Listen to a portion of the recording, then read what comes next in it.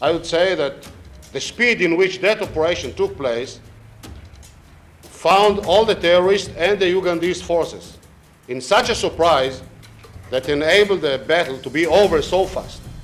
And no doubt, most of them did not understand until the last moment what really happened. In 1976, a routine flight turned into one of the boldest international hostage crises the world has ever seen. Air France Flight 139, with 248 passengers on board, was hijacked mid-air by pro-Palestinian terrorists. The destination Entebbe Airport, Uganda. As the world watched in fear, one country refused to bow: Israel. Israel wasn't going to negotiate, it was planning a rescue mission so audacious, so precise that even Hollywood wouldn't dare write it. This is the story of Operation Entebbe, the rescue that redefined counterterrorism forever.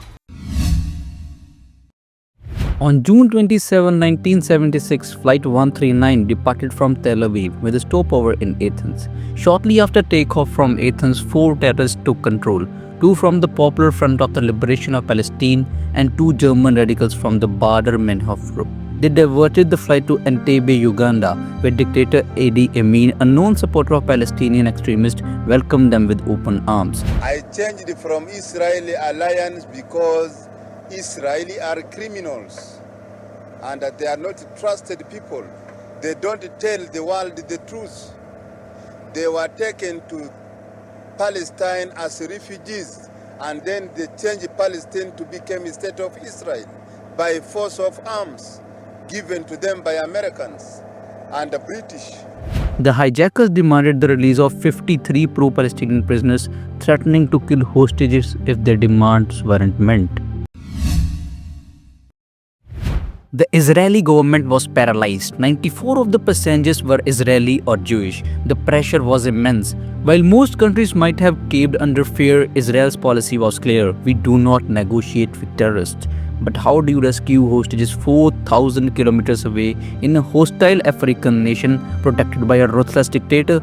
Behind closed doors, Israel's top military strategists started sketching what seemed like an impossible mission. Mossad sprang into action. Entebbe Airport was a colonial relic built by an Israeli contractor in the 1960s. That was a stroke of luck. They had old blueprints. Using informants, satellite imagery, and accounts from released hostages, Israel pieced together the terrorist position and Ugandan troops' location. Over 200 Israeli commandos began rehearsing a mock-up of the airport built in secret. They trained for every possibility, from storming the terminal to a full firefight with Ugandan forces. To maintain the element of surprise, Israeli commandos planned to impersonate Idi Amin himself. They painted a Mercedes black to match the dictator's car and added Land Rover escorts. Mimicking his real convoy, the plan was risky, but it might buy them enough time to get close to terminal before the shooting started.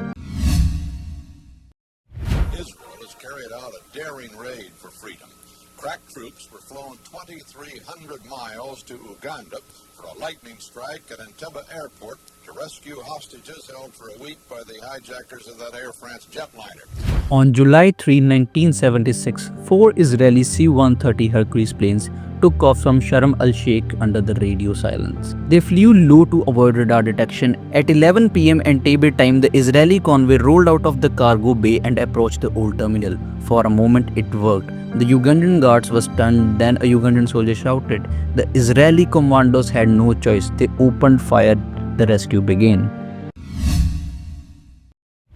Within seconds, commandos stormed the airport lounge. In a matter of 7 minutes, they neutralized all terrorists and secured the hostages. But there was a loss, and it was a big one. Your best man was killed. How did he die? He was commanding the forces that took the building of the hostages. He was staying very close to the main door. He has been shot from the tower, and the bullets came from his back and hit him almost right. Lieutenant Colonel Yonatan Netanyahu, the unit commander and elder brother of future Israeli Prime Minister Benjamin Netanyahu, was fatally shot during the extraction. The rest of the operation was equally swift. The hostages were loaded onto the planes, engines still running. As it took off, Ugandan fighter jets were destroyed on the ground to prevent pursuit. That Israel, my country, did something to me, and I really have a feeling now, as President Kennedy said once, don't ask what you can do, what your country can do for you, because for me, country gave me back my life. The world was shocked. 102 hostages rescued, all terrorists dead, only 3 hostages and 1 commando killed. Israel had just executed one of the most daring rescue missions in history. It sent a clear message: if you mess with our people, we will find you no matter where you hide. Operation Entebbe set the gold standard for counter-terrorism operation and inspired countless missions worldwide. Subscribe to Leaders Unfolded, where power is peeled back and the untold becomes unforgettable.